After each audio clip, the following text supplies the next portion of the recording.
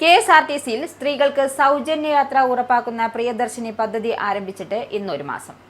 ഇന്ദിരാ ഗ്യാരണ്ടിയിലെ ആദ്യ പ്രഖ്യാപനം വിജയകരം എന്ന് സർക്കാർ കൊട്ടിഘോഷിക്കുമ്പോഴും സർക്കാരിനെ കാത്തിരിക്കുന്നത് വൻ സാമ്പത്തിക പ്രതിസന്ധിയാണ്.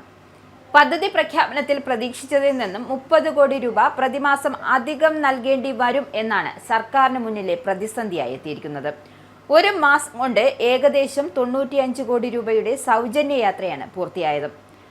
3 കോടി സ്ത്രീകൾ സൗജന്യമായി യാത്ര ചെയ്യുകയും ചെയ്തു. സ്ത്രീ യാത്രക്കാരുടെ എണ്ണമാകട്ടെ പ്രതീക്ഷിച്ചതിനേക്കാൾ ഇരട്ടിയായിരിക്കുകയാണ്. ദിവസ ജോലിക്കാരും വിദ്യാർത്ഥികളും ഉൾപ്പെടെ ഭൂരിഭാഗം പേരും കാത്തിരിക്കുന്നത് പ്രിയദർശിനിക്കായാണ്. കാലുകുത്താൻ സ്ഥലമില്ലാതെയാണ് ഓരോ ബസിന്റെയും യാത്ര. നഗരപരിധി കഴിഞ്ഞാൽ തിരക്ക് കൂടും.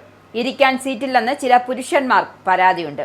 പക്ഷേ ഒരു മാസ കാലയളവിൽ കണ്ടത് സ്ത്രീകളുടെ ഇന്നേ വരെ ഇല്ലാത്ത സ്വതന്ത്ര പ്രഖ്യാപനമാണ്.